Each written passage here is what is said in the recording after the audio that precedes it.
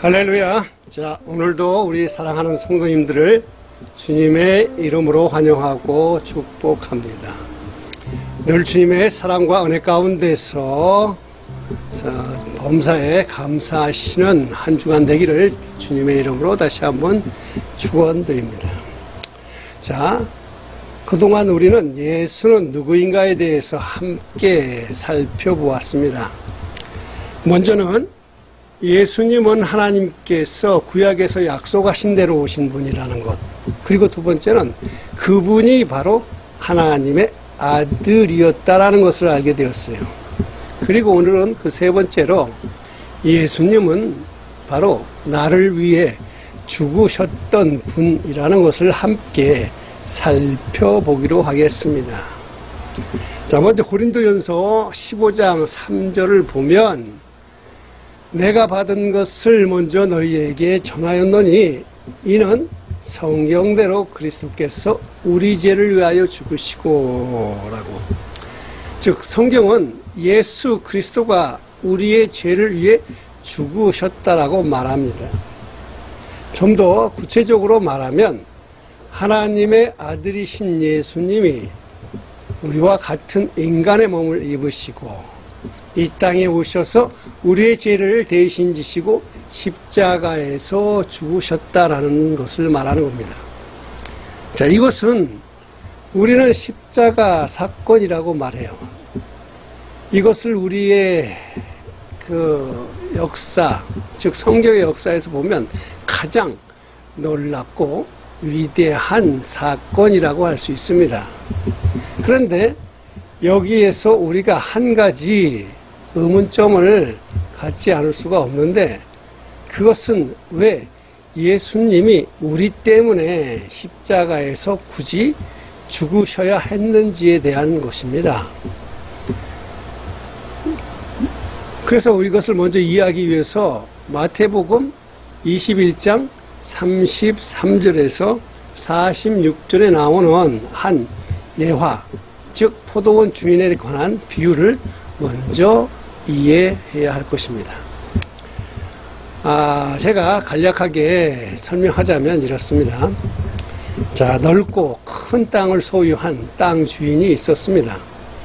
그 주인은 그곳에 포도원을 만들고 그 둘레에 울타리를 둘러쳤습니다. 그리고는 포도즙을 짤 큰 틀도 만들고 그 포도원을 지켜볼 망대도 세워놨죠. 그리고 난 다음에 그 포도원에서 농사를 지을 소작인들을 구했던 것이죠.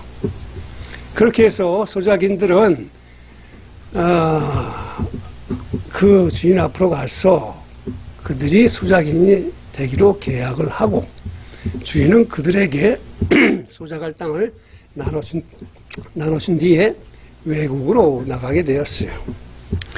그리고 시간이 이제 지나서 포도원에서 포도를 수확할 시기가 되었습니다. 그래서 멀리 외국에 있던 포도원 주인은 자기의 종들을 보내서 그 소작인들과 약속한 대로 그 수확의 몇 프로의 소출을 받아오게 하였던 것이지요. 그런데 소작인들이 포도원 주인이 보낸 종들에게 처음 약속한 소출을 주지 않고 오히려 그 종들을 때리고 돌로 치고, 그래서 한 사람은 크게 부상을 입고 또 한 사람은 죽게 되었습니다. 그래서 심한 부상을 입은 그 종은 그 포도원을 몰래 빠져나와 주인에게 가서 이 사실들을 낱낱이 다 이야기했던 것입니다. 그러자 주인은 다시 더 많은 종들을 보내서 소출을 받아오게 하였습니다. 하지만 이번에도 그 소작인들은 포도원 주인의 그 종들을 해치며 내쫓는가 하면 죽이기까지 하였던 것이죠. 그러자 포도원 주인은 마침내 결단을 하죠. 그래서 이제 사람을 보내는데 이번에는 종들이 아니라 자기 아들을 직접 직접 보냈던 것입니다. 왜냐하면 소작인들은 설마 내 아들까지 그렇게 하겠나 하고 그들은 자기 아들을 존대하고 함부로 대해서 해치지 않을 것이라고 하는 생각 때문에 보냈던 것이에요.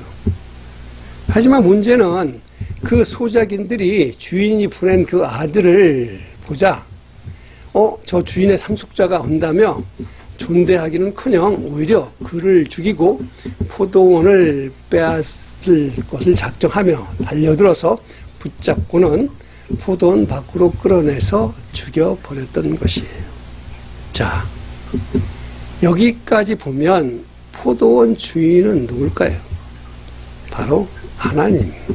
그리고 소작인들은 바로 우리들을 이야기하고 그 포도원 아들은 바로 예수님을 말하는 것입니다. 하나님은 우리를 창조하시고 하나님께서 그 창조하신 온 땅에 살아가며 이제 성육하고 번성하라고 하셨어요. 하지만 그런 하나님의 은혜를 입고도 또 하나님의 택하시고 부르신 뜻을 알지 못하며 여전히 탐욕의 노예로 살아가는 우리들이 급기야는 악에 동조하고 살인마저 서슴지 않는 죄인의 모습으로 우리들은 여전히 살아갑니다. 이런 우리들을 하나님은 여전히 사랑하셔서 그 아들 예수를 통해 다시금 그 모든 죄를 용서해 주시고 다시 하나님 나라에 살아갈 수 있도록 구원해 주신다고 선포하시고 가르치시고 전파하시지만 여전히 하나님의 뜻을 깨닫고 주님을 알아보지 못하는 우리들은 하나님의 아들 예수 그리스도께서 친히 우리의 모든 죄를 다 감당하시고 십자가에서 돌아가셨던 그 사실을 잘 믿지 못한다는 거예요. 자, 한마디로 정리하면 예수님은 우리의 죄, 아니 바로 나의 죄를 속죄해 주기 위해서 죽으셨다라는 것입니다.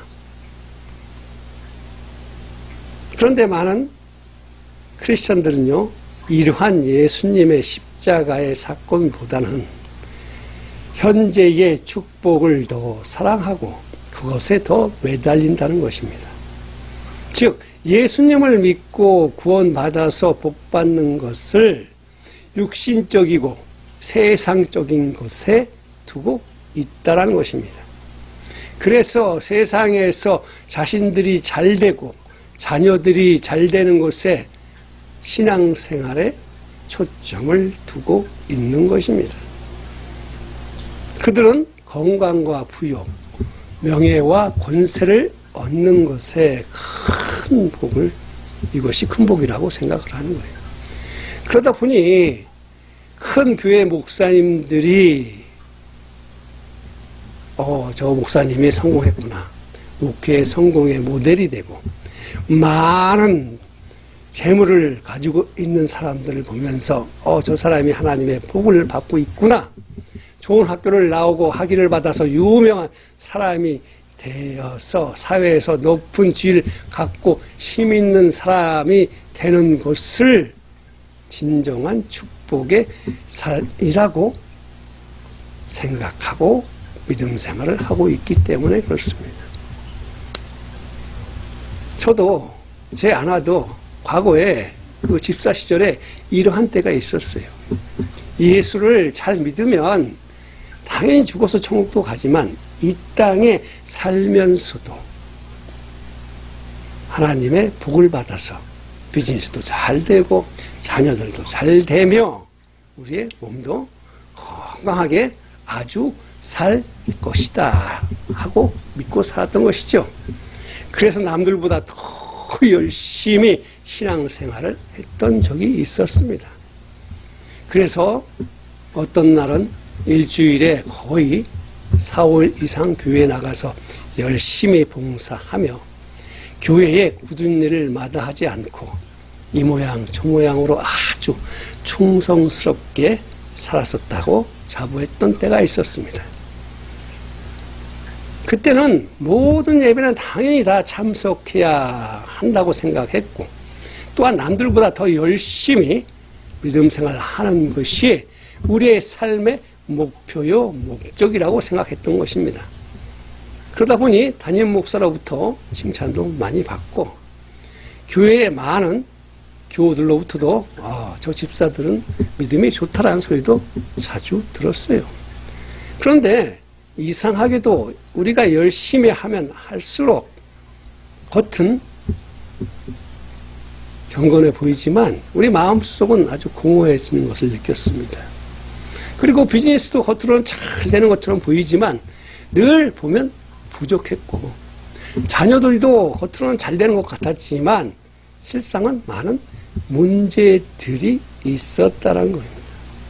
그리고 무엇보다도 우리 아내의 건강에 이상이 생기기 시작해왔는데, 한참 교회 행사 준비로 열심을 다해서 교회에서 봉사를 하던 아내가 갑자기 교회에서 쓰러져서 병원에 입원하게 되었는데, 의사가 말하길 너무 피곤하게 일하다 보니까 건강이 이상이 생겼다는 것입니다.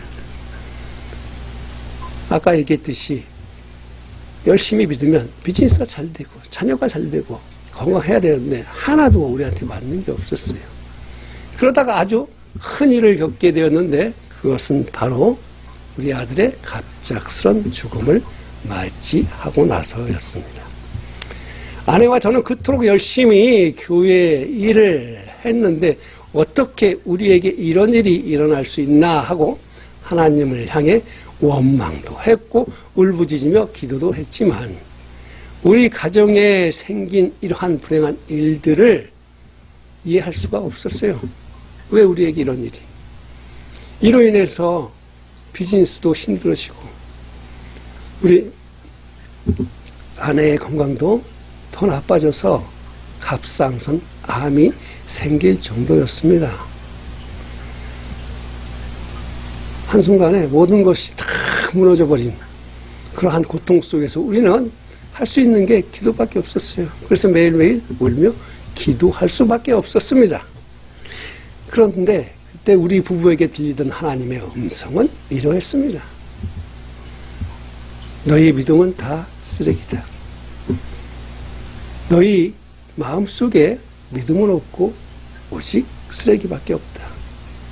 너희 안에는 오직 세상의 부와 명예와 권세를 위해서 예수를 이용하고자 하는 거짓 믿음밖에 없구나라는 이러한 청천벽력과도 같은 하나님의 음성을 듣고 우리 부부는 얼마나 회개하며 놀랐는지 모릅니다. 우리가 무엇을 잘못했는지, 우리 부부가 왜 신앙을 잘못 가지고 있었는지, 우리의 현재 믿음의 상태가 어떤지를 가지고 우리는 매일매일 통곡하면서 회개하면서 자복하면서 마침내는 알게 되었는데, 그것은 바로 예수님을 제대로 믿지 못했기 때문입니다.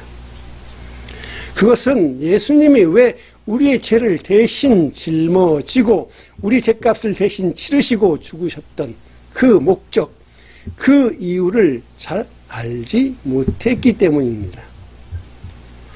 죽기까지 하시면서 우리를 구원해 주신 그 목적이 우리에게 세상의 부귀, 영화, 명예, 권세를 얻게 해 주시려는 것이 아니라, 다시 말하면 우리가 예수 믿고 구원받아서 신앙생활 하는 목적이 죽어서 천국 가는 것, 그리고 세상 속에서는 잘 먹고 잘 사는 것이 전부가 아니다라는 것입니다. 만약에 그런 것들이 목적이라면 굳이 예수님이 왜 오셔서 십자가에 돌아가실 필요가 없었다라는 거예요. 하나님이 얼마든지 다른 방법으로도 하실 수 있었던 것이죠. 그런데 하나님이 독생자를 세상에 보내시고 십자가의 죽음까지 내주신 그 이유는 하나님의 아들이신 예수님이 인간의 몸을 입고 친히 세상에 오셔서 십자가에 죽기까지 하신 그 이유는 바로 오늘 본문에서처럼 죄인들을 구원하셔서 자기와 함께 살게 하려고 하신 것이지요. 이게 아주 중요합니다. 신앙생활은 예수 믿고 구원받아 예수님이 주시는 온갖 축복을 누리며 사는 게 아니라 예수님과 함께 사는 것입니다. 예수님과 함께 동행하며 사는 것, 이것이 예수님이 나를 위해 죽으신 진정한 목적이고 이유입니다. 신앙생활의 축복은 하나님이 주시는 어떤 것을 받아서 누리는 것이 아니라 하나님과 함께 사는 것이며 예수님과 함께 동행하며 사는 것이에요. 하나님이 주시는 선물, 그것을 바라는 것이 아니라 그분과 함께 사는 것. 그래서 예수님을 신랑으로 모시고 우리가 신부로 살아가는 것. 이사야 선지자가 이렇게 얘기했어요. 메시아 예언을 하면서 보라, 처녀가 잉태하여 아들을 낳을 것이요 그 이름을 임마누엘이라 하리라. 자, 이것은 예수님이 오셔서 우리에게 임마누엘의 복을 주시기 때문이라는 것입니다. 우리와 함께 하신다. 우리가 예수 믿고 구원받아 하나님과 예수님과 성령님과 함께 살면서 그 어떤 것도 필요 없어요. 이제는 그것만으로 모든 것이 다 해결이 되는 것입니다. 아멘. 자, 왜냐하면 하나님 안에 모든 것이 다 있기 때문입니다. 보시면 그것은 먼저 하나님과 함께 살면 하나님이 우리를 보호해 주세요. 하나님이 우리에게 방패를 주시는 것이 아니라 하나님이 친히 우리의 방패가 되어 주시는 거예요. 그래서 우리를 보호해 주시는 것입니다. 그리고 두 번째 뭐냐? 하나님과 함께 살면 하나님이 우리를 인도해 주시는 겁니다. 생각해 보세요. 우리는 5분 앞도 알지 못합니다. 하나님께서 친히 우리를 인도해 주시기 때문에 푸른 초장, 실만한 물가, 의의 길로 인도해 주시는 것입니다. 자, 그리고 세 번째, 주님 안에서 우리는 평안을 누리게 되는 겁니다. 이 세상에 그 어떠한 환난이나 고난이나 죽음이 임한다 하더라도 우리의 영혼은 하나님께로부터 영원히 살리심을 받고 주의 영이 늘 함께 하시기에 우리의 삶에 결코 요동치 않는 견고한 믿음으로 영원한 의의 계명을 지키며 모든 환난을 넉넉히 이기도록 성령님께서 우리의 마음을 아주 단단하게 견인해 주시기 때문입니다. 자, 우리 사랑하는 성도님 여러분, 하나님과 함께 살면서 주님 안에서 평안을 누리고 소망과 기쁨과 행복을 누리며 놀라운 역사를 이루어 주시는 하나님의 은혜 속에 사는 성도님이 되시기를 다시 한번 주님의 이름으로 축원드리면서 함께 기도하시겠습니다.